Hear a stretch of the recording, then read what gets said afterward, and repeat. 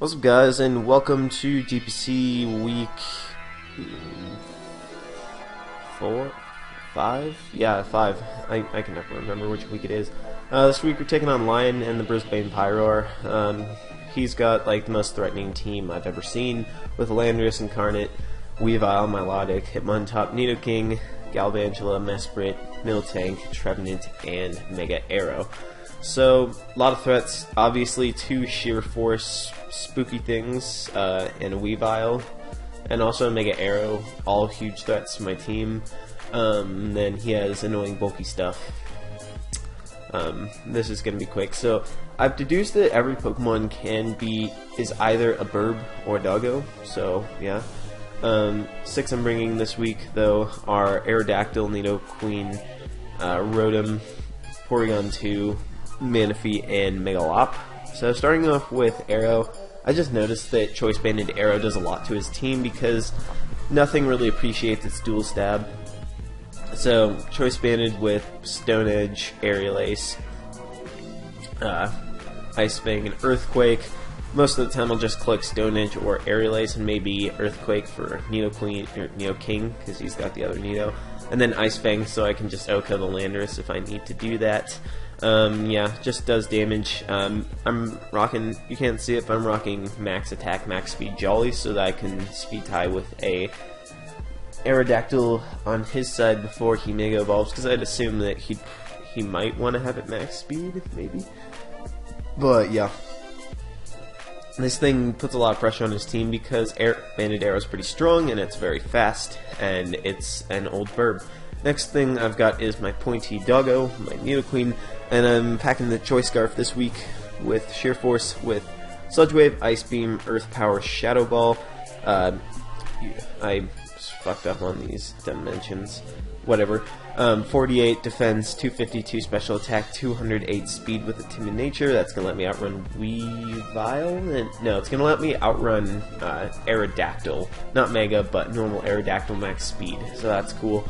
In hindsight, probably should have packed like a fire fighting move so I could one-shot the Weavile, since it was one of the things I wanted to surprise kill. But whatever. Thing is good late game, puts a lot of pressure on his team. Milotic is a problem to this thing, but if I can somehow manage to kill it, then I'll be in business to do some stuff with the Pointy Doggo. Next thing I got my Spooky Burb, my Rotom with the Expert Belt, Thunderbolt, Shadow Ball, Volt Switch, Hidden Power Ice with 48 HP, max special attack, and 208 speed with the Timid Nature. That's going to let me outrun Nidoking if it's max speed, and with HP Ice I can do a KO that thing. This thing just really pressures his team. It's a nice check to Hitmontop. It's a nice check to non-knockoff Landorus, which I was very aware that he could bring, but I didn't sit down and think about what 4 coverage moves or whatever he would need. But this thing puts a lot of pressure on his team. It's something that spooks the Milotic. It can do a lot of work against his team, especially since I have Volt Switch and I outspeed some things on his team. It can take a hit from the Galv. It just dies to like Weavile. But it pressures his bulk since Mesprit and Trevenant and Milotic and Hitmontop can't really do all too much with it. And like I said, if he is not knockoff on his Landorus, then this thing just kind of walls it and I can kill it with an HP Ice. And this thing is just nice against his team because it does damage. Next thing I got my Animu Burb, which is Porygon 2. I'm rocking the Eviolite Analytic with Thunderbolt, Ice Beam, Recover, Tri-Attack, Max HP, Max Special Attack, Modest. So, looking at his team does not have anything that wants to take Volt Beam plus Tri-Attack, especially with the Analytic boost. Yeah, well, stuffy. Yeah, Porygon 2 strong, and with max HP and the Eviolite, I still chew hits from Mega Arrow and Landorus and Nidoking to an extent. So I just noticed that this thing had nice damage output, and I was building more of an offensive team this week, so I thought this would be a cool way to nab some more damage because analytic boosted things would hurt his team a lot. And yeah, Next thing out, my Squishy Doggo, Manaphy, and this is a heat set. I am packing Light Clay, Hydration with Reflect, Light Screen, Scald, Knockoff, Max HP, 8 in Attack, and Max Defense with the Impish nature, I guess. I should have checked that. It doesn't really matter, but actually it does, but we'll talk about that. See, yeah. Dual screens is nice because I'm packing offense and his team's also pretty offensive, so having screens up would be kind of helpful so that I can pivot around things a little better. And Stealth Knockoff's just cool because it's a pretty hot combo of things that annoy a team because they're the two best moves in the game. If only I got Thunder Wave as well. But yeah, last thing I got is Porn Doggo, my Mega Lop. So I'm packing Lopunny, of course, with Limber as the ability before Mega Evolving, with Ice Punch, Fake Out, Return, and Power Up Punch, with 40 HP, 252 attack, and 216 speed with the Jolly nature. That'll let me outspeed an Aerodactyl before it Mega Evolves if it's max speed. So you'll probably notice that I don't have High Jump Kick. I really wanted Power Up Punch, so as a way to one-shot the Weavile and get an attack boost from it. And also, it makes switching into this harder, even though he does have a Hitmontop with Intimidate. Power Punching is neat for late game pressure, and this is this is another thing that's a win condition, and it just checks all of his offensive mons and nicks the Mega Arrow. So yeah, that's the team. Let's just check it out. So as you can see, no Mega Arrow, which is nice, no Nidoking, which is nice, but I was surprised to see the Trevenant because it's a meme, and you don't bring memes ever. But it's got Milotic and Hitmontop for bulk, it looks like, and then offensive stuff, and I don't know what this is doing here because it's a thing. Yeah. I have my music off, let's turn it to normal. And I play this game like shit, I'm just going to tell you right now. So I'm going to lead off with my Porn Doggo as he leads off with Hitmontop. I was just looking at his team and I thought about it for a while and thought about potential lead matchups, and I just went with the Mega Lop lead because that's what everyone does. And he counter leads me. So here, I'm just going to click Fake Out, but for some reason I accidentally clicked Return.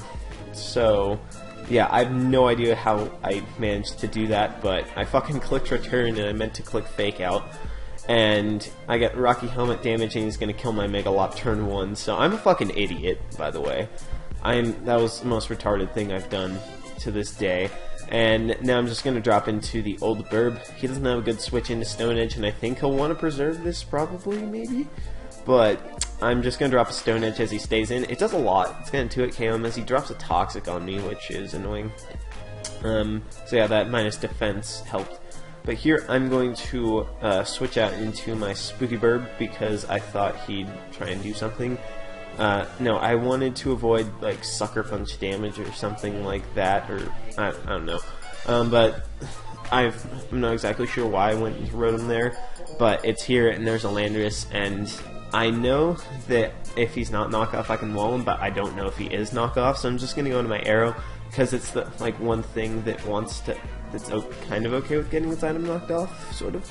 He's got Sludge Wave though, so that tells me that he's probably not knockoff, which is good to know.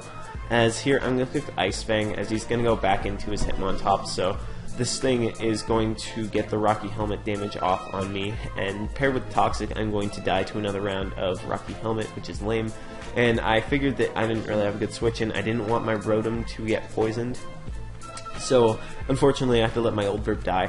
So at this point I'm thinking that Rotom is probably my win condition, because Rotom actually does a ton to his team if I can just deal with the Weavile, because we're going on the assumption that Landorus does not carry knockoff.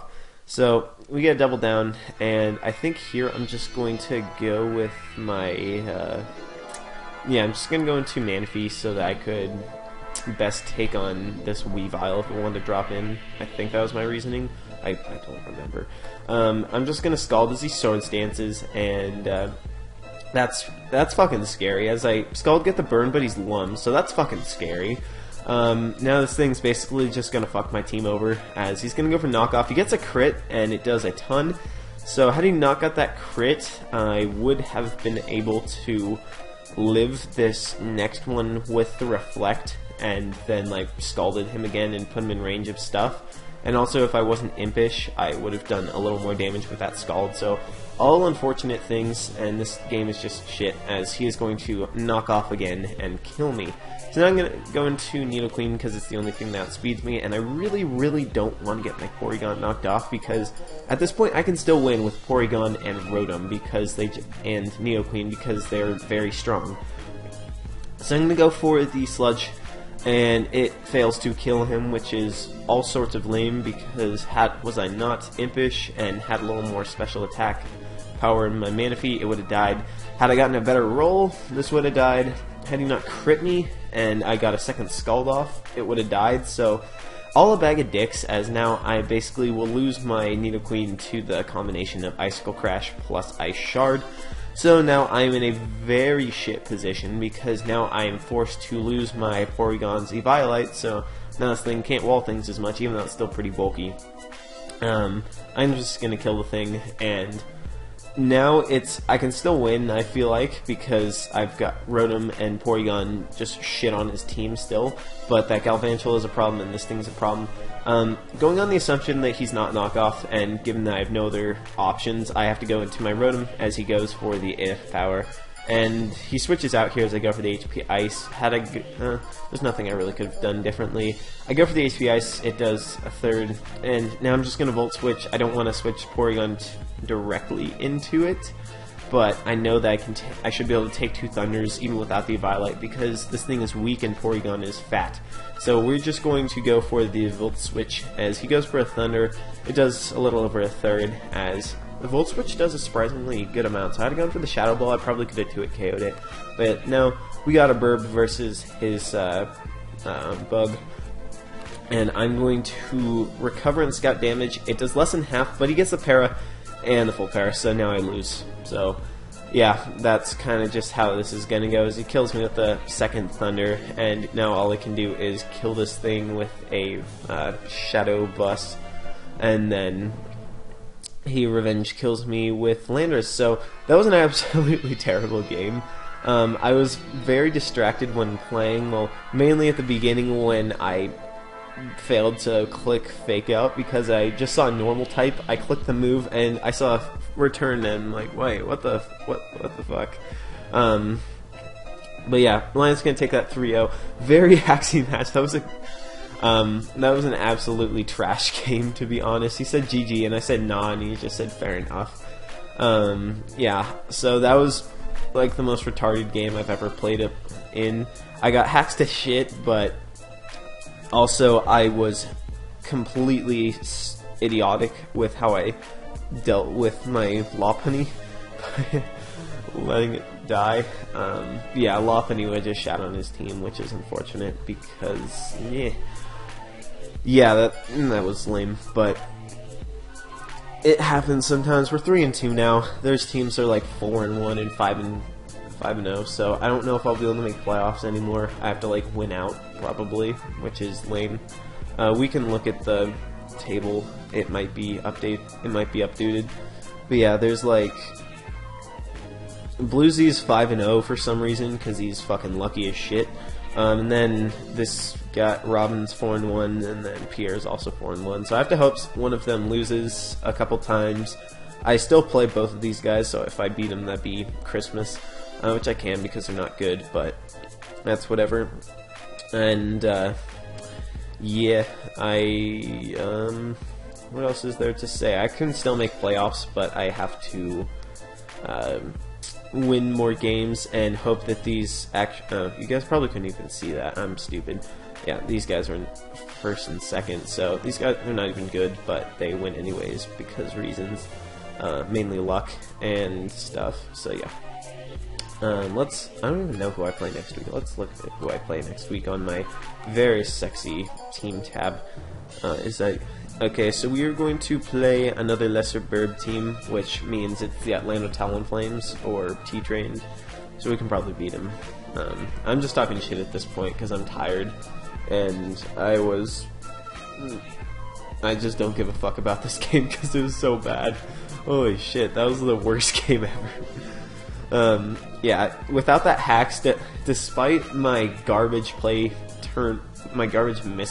because I had no intention of just return damaging getting return damage on the ammo on top. I was 100% intending to click fake out. So had I just clicked fake out, I would have been better, but without the hacks and without my own little fuck up potentially with Manaphy's nature, I could have and probably would have won that game in my opinion. If I could have just killed that Weavile without losing my Violite, then Porygon and Rotom would have just gone ham on his team, so that's all stupid and shitty, but that's whatever.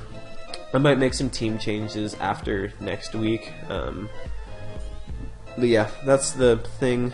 We'll see if we can make playoffs. I think we still can because we're better than everyone, but as long as we don't play like this and act like we're Bob on any night of the week, because Bob's always drunk. But yeah, I'm going to stop rambling and leave. Bye.